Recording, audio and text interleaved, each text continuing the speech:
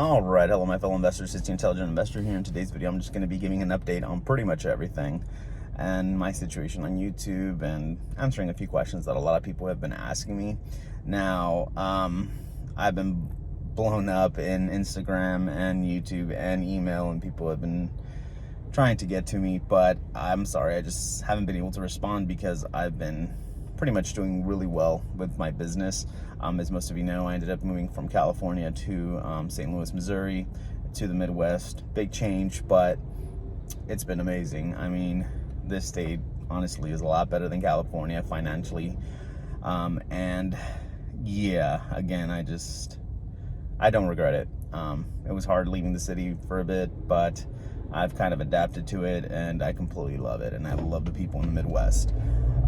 So going off of that, I moved here. I ended up working with one of the biggest financial advising companies here, and I mean, it worked well. I mean, I learned a lot. I was there for 2 years. I helped them grow. So it wasn't a bad experience at all by any means. And yeah, I mean, after 2 years, I mean, for me, I did see that, you know, a lot of these financial advising companies do work for commission, of course, and they pretty much try to sell their services, and I completely understand that. For me, the way I'm gaining my reputation is selling experience.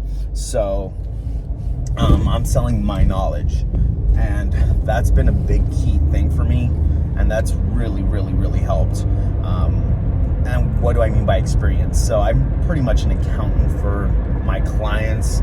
I help them manage their debt, pretty much their monthly income. I manage every aspect of their income. These are wealthy people. So I was pretty much doing anybody I could get in the beginning, of course, like everybody does. But for me, I was like, okay, I need to find the right clientele, people that are motivated to succeed.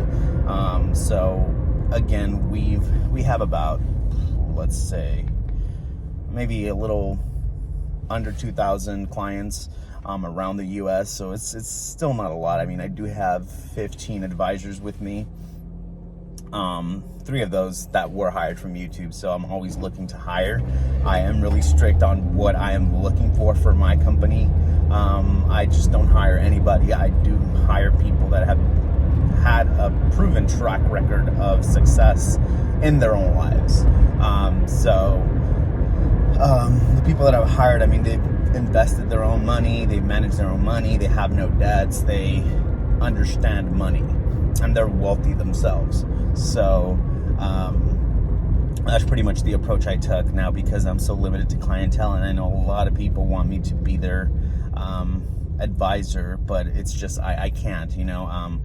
The way we've been making money right now is just sticking to a certain clientele, and I know it's weird, but yeah, we're sticking to the wealthy people right now. I mean, someone that has an income over $1 million a year, and we're really helping these people create more wealth, and it's helping us create more wealth. It's helping the reputation of our company because we're getting a good proven track record.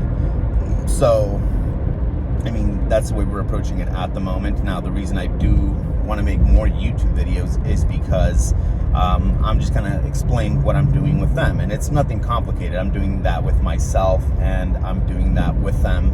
And in these videos, I'm going to be explaining how I see things, how we do things with them. And you take them as you wish. I'm not going to be giving anybody financial advice. I'm just going to be giving you my thoughts and my opinions in these videos. And I will be just expressing that, and if you guys want to take that to consideration and change your lifestyle for that, and if it helps you out, then great. But I can't officially give people financial advice, and I know a lot of people, especially in YouTube, have been telling me, hey, can you be my financial advisor and stuff. I'm like, I can't, you know, not at the moment. Right now, again, me, myself, I have 150 clients under my belt, and I'm the CEO of my company. So I oversee everyone else's, but I also oversee my 150 clients. So they are all over the U.S. Like I said, we are expanding. We are trying to grow, but it's hard to find the right people.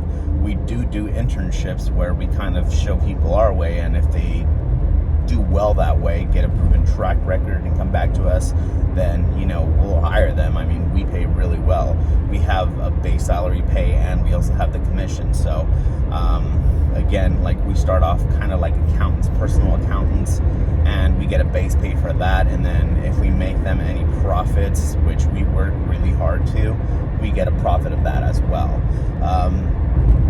So, you know, it's just a way for us to kind of, you know, it's things that we would do ourselves. So the way we invest to our clients is things that we would do ourselves to our own accounts to make ourselves wealthy.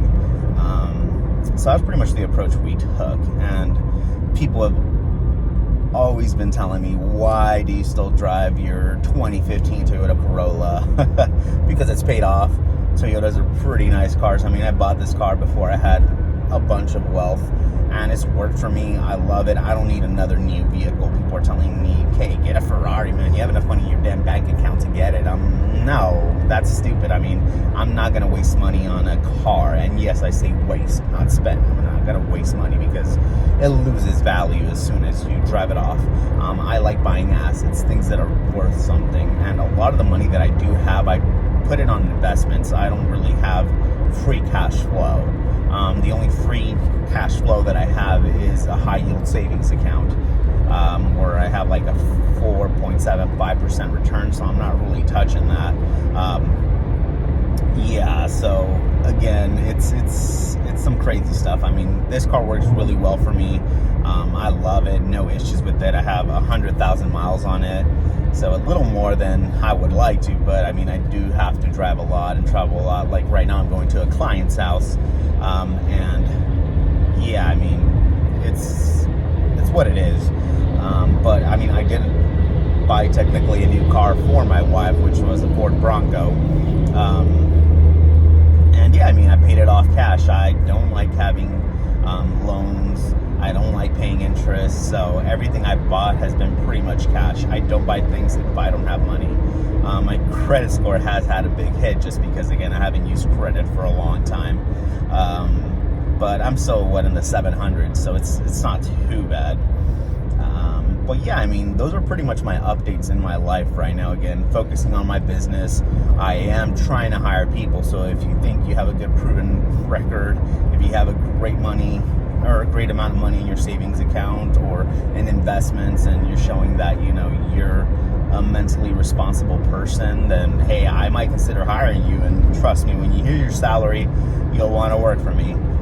But again, yeah, we've been kind of called out to be in shows and like a lot of the TV business shows, and I've kind of neglected that because we don't want that attention. We don't want people coming to us constantly, especially if we're not fully there, you know. I mean, we only have 15 advisors. We're still a small company. We're successful, but we're still a small company, and we want to make sure that we're giving those clients the best service we can. So it's worked really well for us. But again, yeah, we've been called out by a lot of YouTube shows, a lot of news shows for the business part of it, and trying to get us to go speak in live TV and stuff. And we're not up to that right now. We don't want that kind of attention. We want to kind of stick to ourselves and have the privacy of us and our customers. So that's just a big thing for us. But yeah, I mean, I'm going to try to post some videos with basic apps. I think I still have the Robinhood app. I know a lot of people hated that, but again, it's still good for new investors. I still recommend it. If you're thinking about doing Fundrise, don't do Fundrise. Fundrise is garbage. I ended up putting some money in there, so they have like this 2-year waiting period, and I put in a couple of $1,000s in there, and it said I made good money. So it was like, so story about Fundrise, right? Don't do Fundrise, just saying. I put in like $5,000 there. It said I made like $1,500 in returns. And I was like, all right, well, let me test to see if this is legit. So I ended up liquidating the account and trying to take that money, seeing, okay, is this a thing? So I've had that account for 3 years. I kind of forgot about it. And again, it went up like $1,500 for the $5,000 that I invested. When I was taking out the money at the end of the liquidation of the fees and blah, blah, blah, blah, blah, I ended up only making $200. So I lost $1,300 from fees, from liquidation. And so the way it happened is that I put the liquidation in May. They charged a fee for the process, and then they kind of, charged another fee to stop it, but then it still kind of kept going down throughout the month. And then now I'm only at 5,200. So I was at 6,500 a month ago, and now I'm at 5,200. So that's what's liquidating. So technically I only made $200 in like 3 years or something like that. So Fundrise is garbage. They're a scam. Yeah, that's all I got to say about that. But again, check out my videos. I'll probably be doing them on the weekends or something like that. If you have any questions, feel free to leave them in the comments down below. I know this video went a little too long, but getting close to my client's house. So thank you guys for watching, and I will see you guys next time. Peace out.